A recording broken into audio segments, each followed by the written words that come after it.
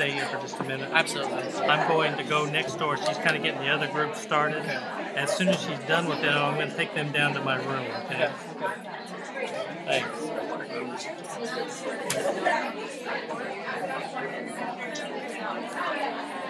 I was trying to sign up to follow it, and I've re-registered myself. I don't have something that I did just like take my money. I'm like, oh no! It just said, great, you're going to this event. I'm like, I'm already there.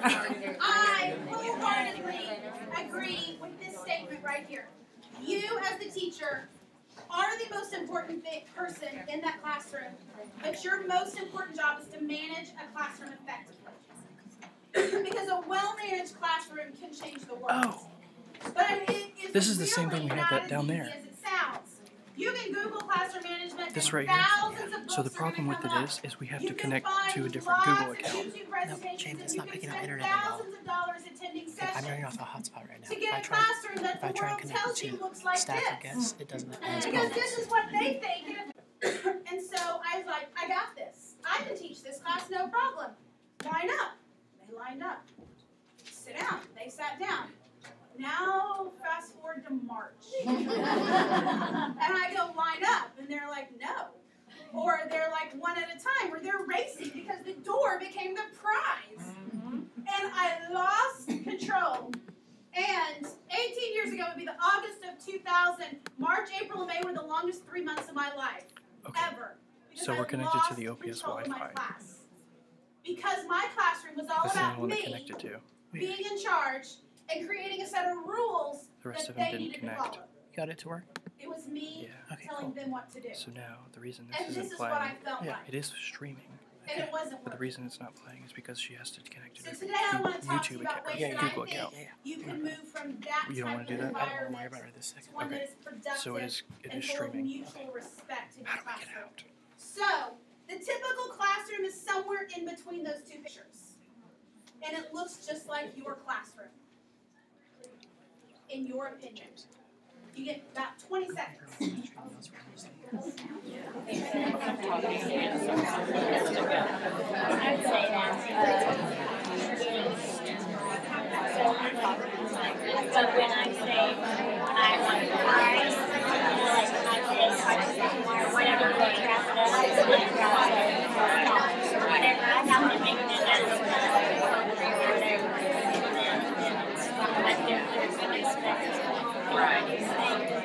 on task,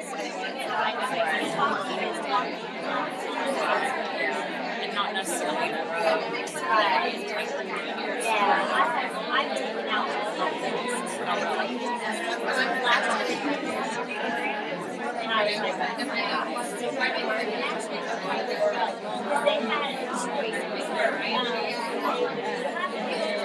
sit here,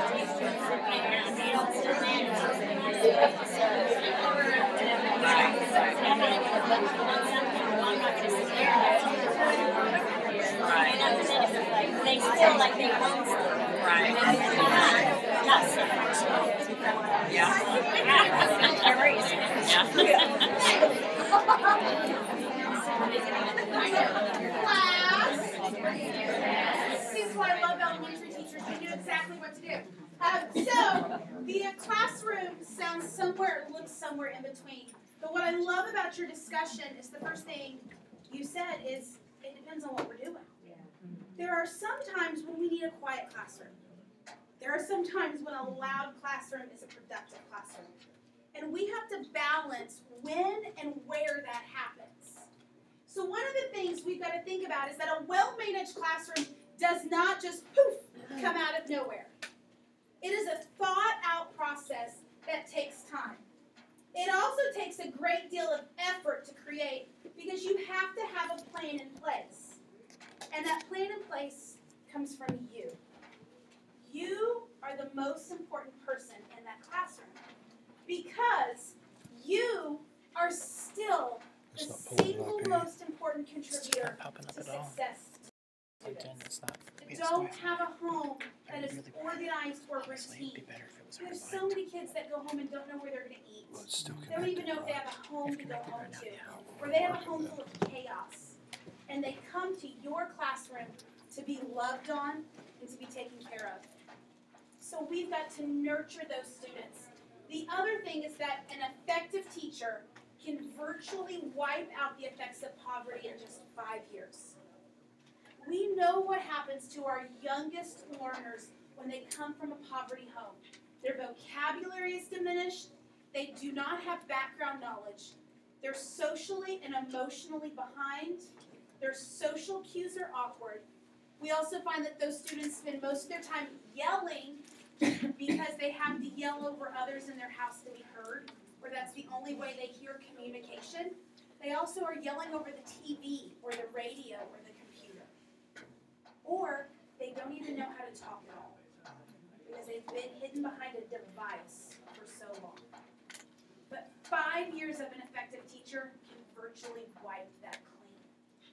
So imagine if our students came to us in kindergarten and first grade with those types of issues, but by the time they left, they were a completely different child. That rests with you. I don't know about you, but that's exciting. So let's think about what can we do to structure our classroom so that it is effective. So, how does classroom management affect the learning? How does that play a part? Well, I would turn to talk, but we're a few minutes behind. So I want you to think about that and reflect, because this is going to be your exit ticket today, is to answer this question, this exit ticket. So, classroom management, to me, rests on 2 things. As teachers, we have to grow our students in content knowledge. You have grade-specific Oklahoma academic standards that need to be taught. And we're going to grow our kids, all our kids, academically. But we also have to advance them socially and emotionally. We have to foster them to be productive citizens of the world. Both pieces have to come into play. So what can you do that gets the more bang for your buck, put power in your punch, and start on day 1? One of the things that I have found to be the most effective are high leverage practices. Those practices that you can put in place that it doesn't matter what subject you're teaching, they're effective. It doesn't matter what students in your classroom, they're effective. Doesn't matter how many days of the week we're in school, how many hours of the day, or how much money we do or don't have. High leverage practices that are based in research, proven effective, are what we need to be utilizing. So in front of you, all of you have a handout, thumbs up, right? So in front of you are some high leverage practices. These practices come from the work of Deborah Ball out of University of Michigan.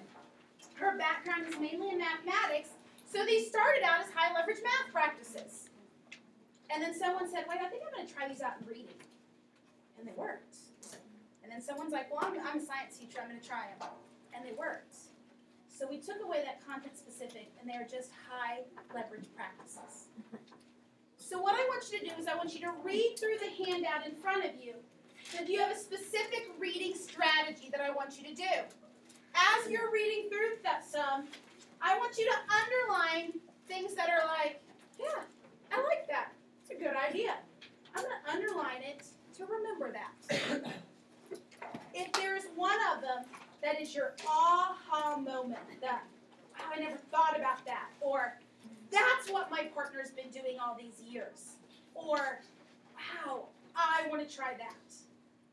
Your aha moment, put a star next to it. So I'm going to give you a couple minutes to read through, underlining the key points, starring your aha moments.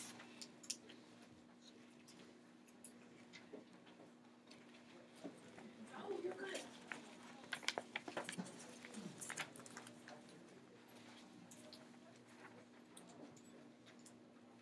There's extra right here. That's what I was looking for. Thanks for reading my mind. See, we're together 2 hours and you're already reading my mind. You know, I don't want to take the chance of stepping on that. Thank you. I'm just going to make you move. Thanks.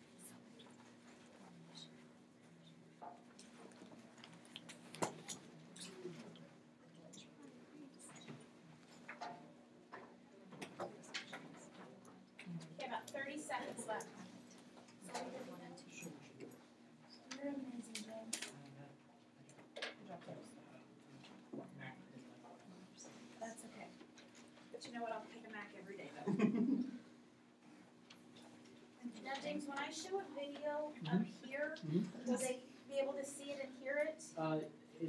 Yes, I would suggest maybe turning out the lights. Okay. Sometimes camera, picture within picture, it tends not to work real well, so that would be my suggestion. Excellent, okay. So y'all over there, don't let me forget in a minute. Not yet, but we'll turn the lights off.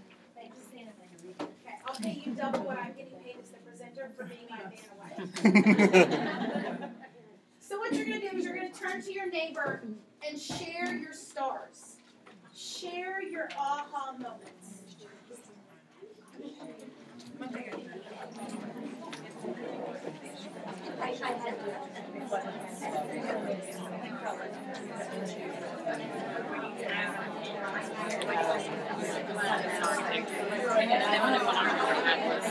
Setting up and managing a small group. I don't think I do that good job of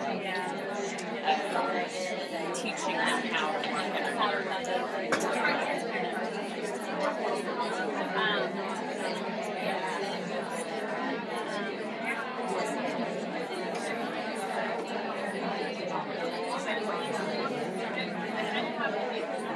I'm really bad at routines.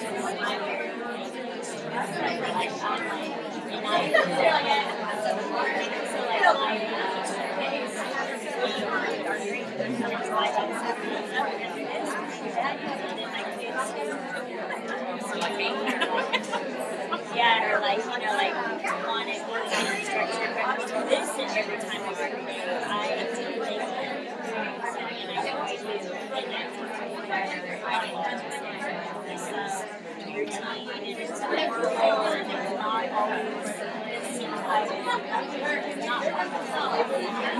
I think they would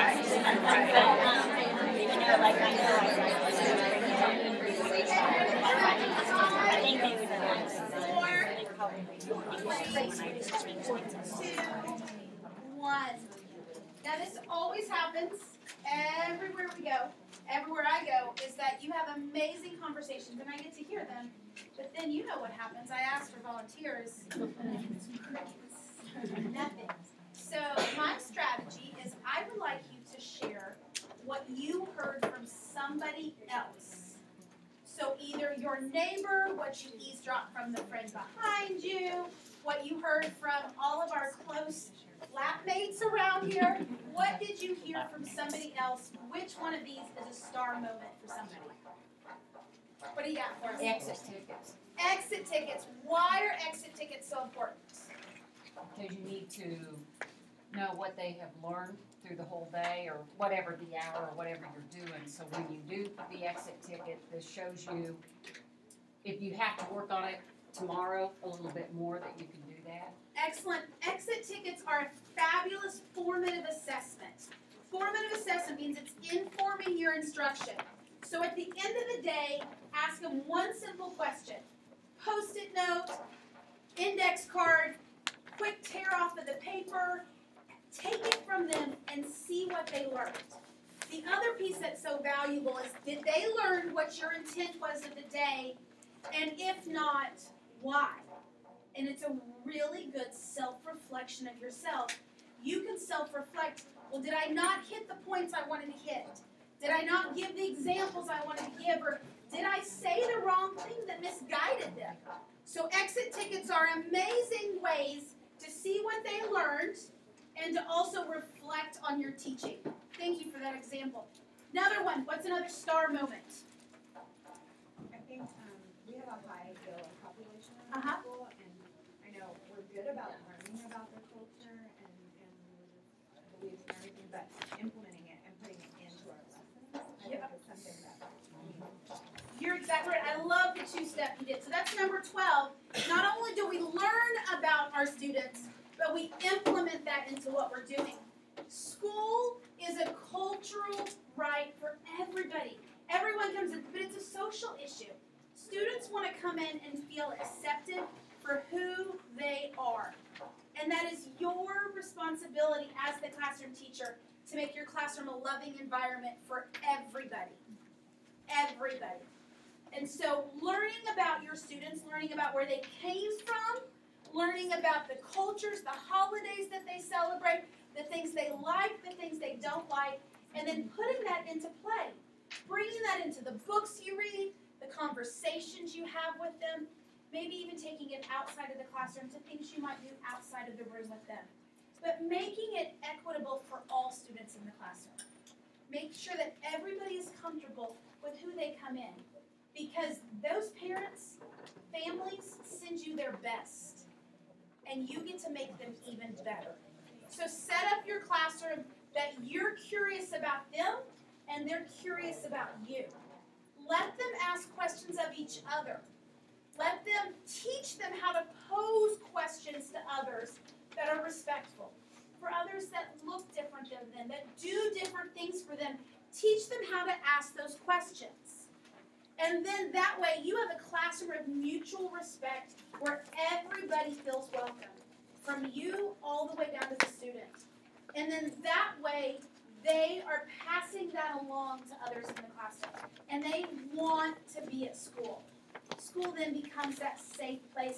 But yes, number 12, learning about them, not just as a resource for understanding them as a learner, but understanding them as a person.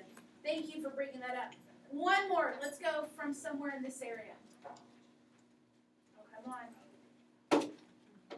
Well, my person was talking about routines. Ooh, routines. We'll come back to you in a second. Routines is so important, and routines is number 8. A routine is something that is done without thought. Routines happen about September or October if they're practiced regularly. They start out as a procedure, something you ask of your students to do. And you have to ask them till you are blue in the face, and just when you think you have it, you got to practice it one more time before it becomes a routine. And we have to have routines set up based upon the age. So if our littlest friends in pre-K and kindergarten, we have a lot of procedures and routines.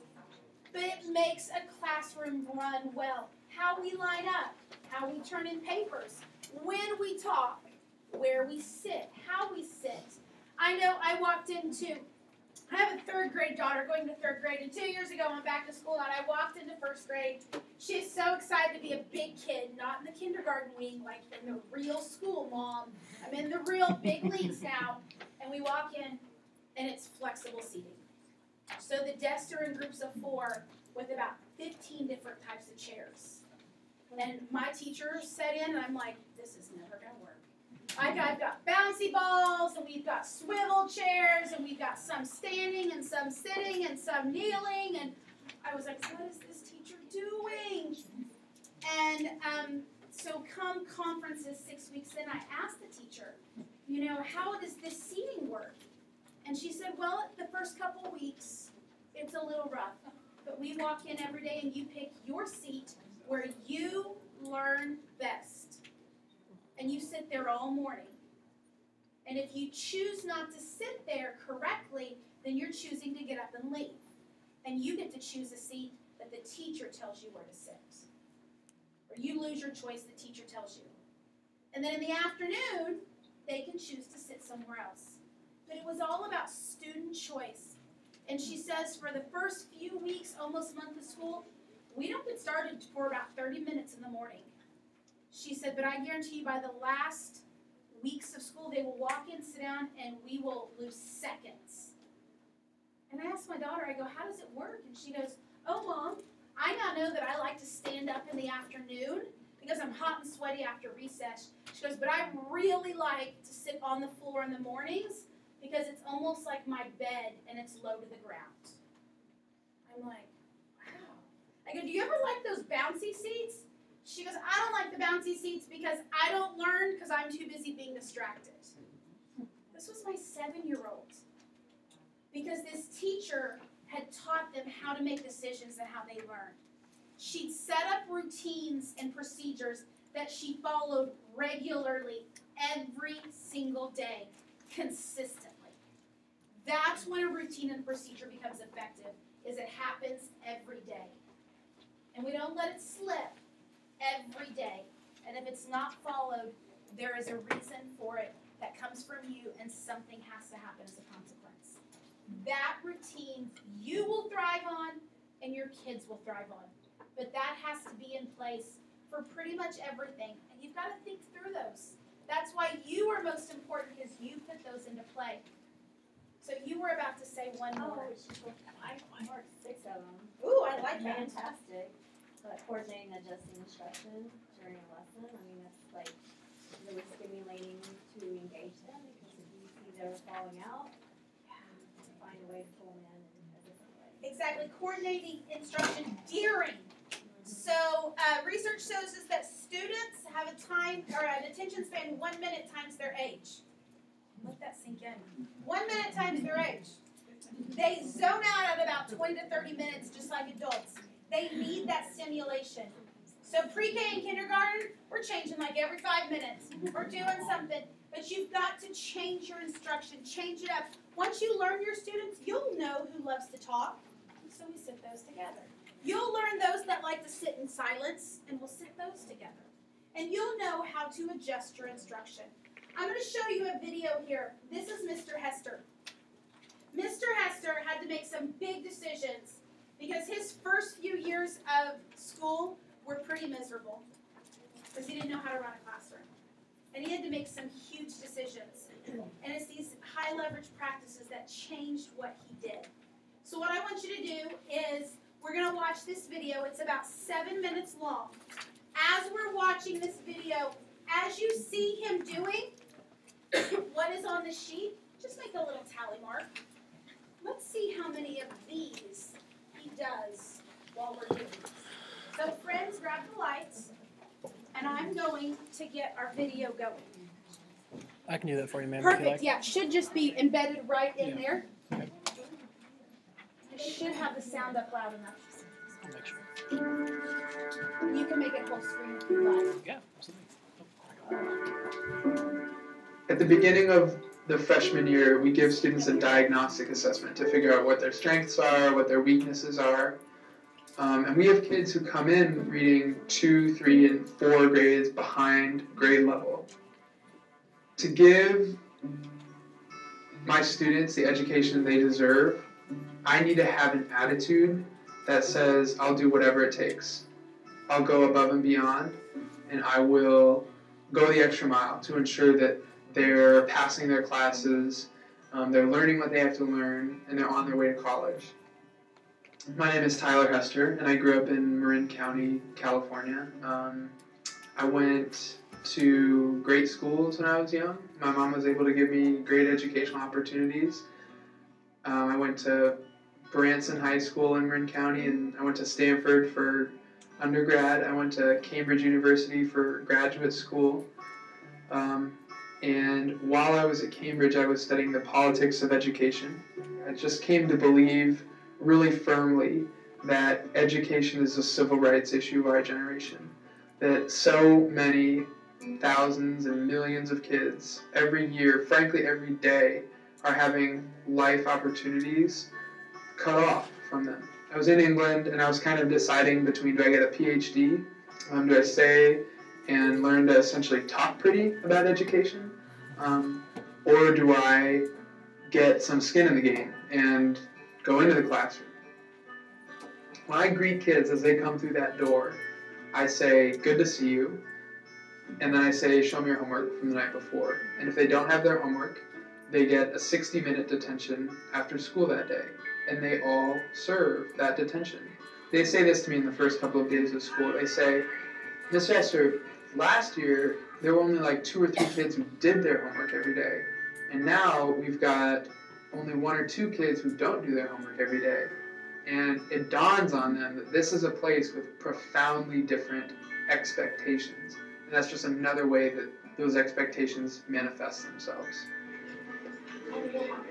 A lot of my students come from middle schools where teachers have trouble controlling the class. And so they're used to talking whenever they want, essentially. So one of the most important things I do in the first few days of the school year is communicate to them really clearly that it is unacceptable to talk when they shouldn't be talking, and that I will enforce that expectation. And for a lot of them, it's a shock to see someone have such high expectations in terms of whispering and preparedness.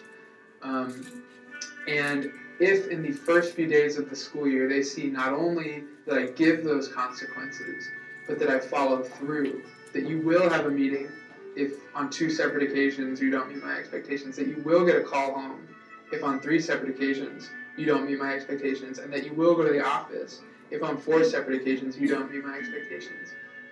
When they see that not only am I consistent and fair with delivering those consequences, but that I'll do it every time and I'll follow through, then they just feel that this is a safe place where they know what to expect based on their behavior. And when they get that, then it just becomes calm. And as long as I make sure I'm fair with regards to giving out those consequences, then there's respect that can be maintained. Whereas if I were unfair, I don't even deserve respect. I need to be able to treat each and every one of them like someone who is capable of doing the right thing. I kind of thought he was weird a little bit, but once I got to know him, I thought, like, he was a good guy, personally. He was a tad bit strict, but I thought that's what we needed in order to stay on track. We need that strictness to keep us on track so we can be where we need to be in school. So I don't think that the strictness was a bad thing. But he also made class a lot of fun. Like, he would do music examples, and we could, like, walk around. It wasn't like sit in the seat, write down what he says, and then that's it. We actually did stuff, and it made it enjoyable. Like, I didn't mind coming to English class this last year. Okay, better. We'll get it. I mean, he got faith in us to believe that we can do it, so I believe that's good, that they're high and not low. So I don't really think it's strict. 1, 2, 3. Oh, all right, not bad for the first time. In middle school, if teachers didn't care, I didn't care. So I felt like if they don't care, then why should I care of what I'm doing? And then when I came to this school and Mr. Hester started teaching, I started seeing like I do care. Like I want to go to college and do something in life. Well, the first few days I thought it was kind of weird how he taught, but then I eventually realized that it was sort of like to get us into it. Like clap means pay attention. I don't know, snap means do your work, stuff like that kind of stuff. So it's been pretty rare to find a teacher like that. 1, 2, 3. Yeah, he said that, like on the first day of school. He was like, you will succeed, you will go to college. And I was like, oh, okay, I guess I'm going to college now. I'm here to make sure you get the education you deserve. So when I give, guys, that like verbal warning, or when I give you homework center, I'm doing it because I want you to go to college. I'm not doing it so I can have an easy day. You mind turning the lights on? So, tell me, which of these practices did you see lived out in this video? 5. Number 5. So, implementing norms and routines. Did you see it was for pulling the paper apart, snapping the binders, coming into the classroom? He had those routines. The girl used the word strict. Because at first, there were routines for everything. But then she's like, you know what? It made the classroom work. It made it enjoyable. Words of a true student. And these are high school students, so I know it looks a little different in the elementary. But he's showing you what consistent routines do. Excellent. Another number. Number 2, explaining and modeling content, practices, and strategies. He's modeling what he's asking them to do.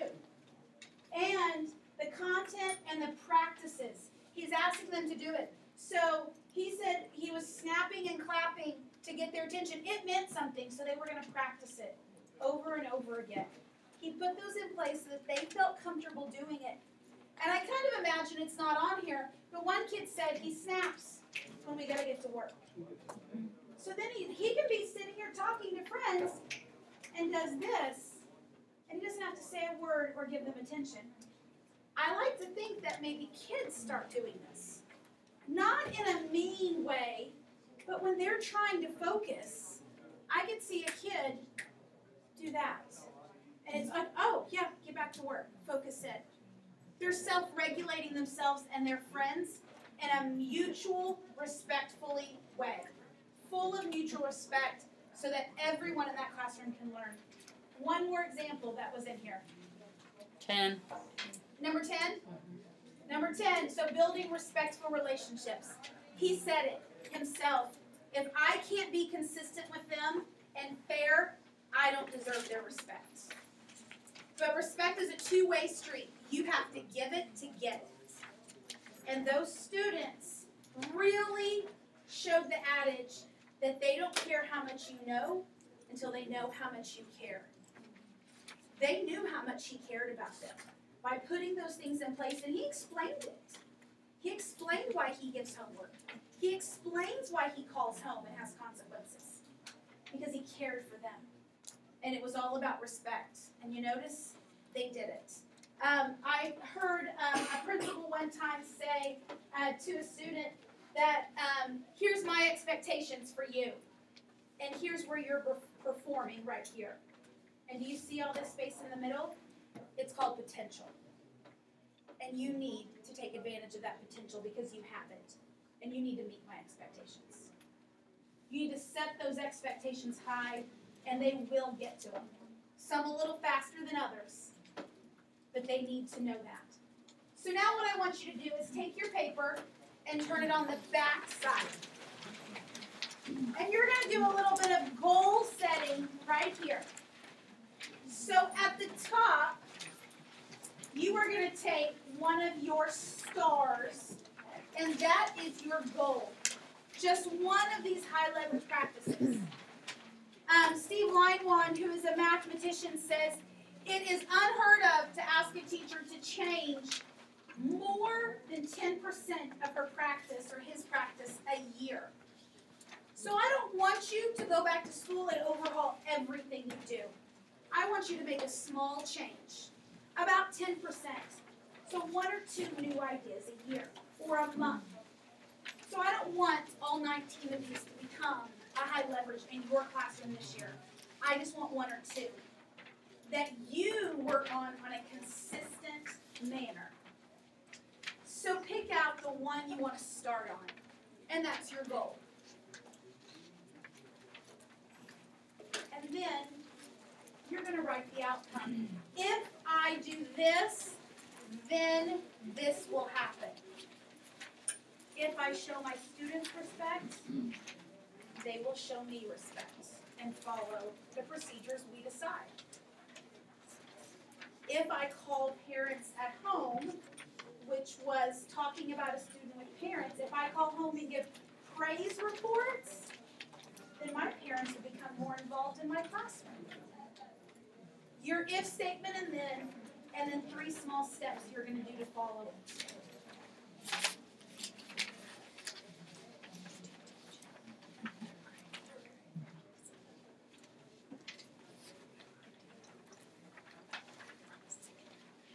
Can you click into that so I can advance the slide? Yeah, is it not cooperating? There we go. Okay, perfect. That's perfect. I've got one right here. All my others went to the other room. So There's some more there's back some here too. You can bring them up in a minute when you come up. Phew, I can make it another day. As you're finishing up, one of the other reasons I want you to have this presentation is I have 4 links embedded in here that you can click on. One is the K20 Center. The K20 Center is an educational research branch of OU down in Norman. And the K20 Center has one part of their website that is full of instructional strategies. Turn and talk, 3, 2, 1. All of these strategies you can embed in your classroom to create a collaborative culture where they talk and share respect, but it also allows students to get the work done cooperatively. So the K20 Center, those high leverage teaching practices, I embedded the link. I also put it at the bottom of your handout so that you could get directly to them. This website goes into greater detail for each one of those. One of the best ways to do what we talked about is knowing our students and implementing what they like and their personal lives into the instruction is by doing an interest survey. I used to send one of these home on the first day of school. I was that teacher, first day of school, you got homework, but it was fun work. And I wanted to know all about my students. And I kept it in a binder at my desk. And so when I needed to pick a new activity to do or a new book to read, I started flipping through what did they want to read about? What did they want to learn about? And I did that. I also sent one home to the parents because I wanted to hear the parents' perspective. What were their goals for their students? And how did that line up with my expectations? So I've given you a link to a few interest surveys. And then STEM teaching tools. STEM teaching tools come out of a collaboration of University of Colorado at Boulder and University of Washington. And they are amazing one-page briefs of implementing STEM ideas in the classroom. But this one is all about conversations and to building that mutual respect and how to start that. So what I hope you are leaving with, though we are quite crowded and a tight community today, is I hope you walk away with understanding that there are some high leverage practices that you can easily put in place so that on day one, you have a classroom that starts students on the road to content building and social emotional well-being. Thank you for sitting today. I'm sorry you had to sit so close, but enjoy your next session. You're out a few minutes early, so maybe you can navigate that hallway.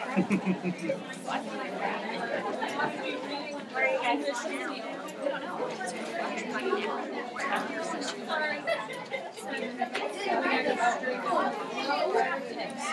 Yeah, my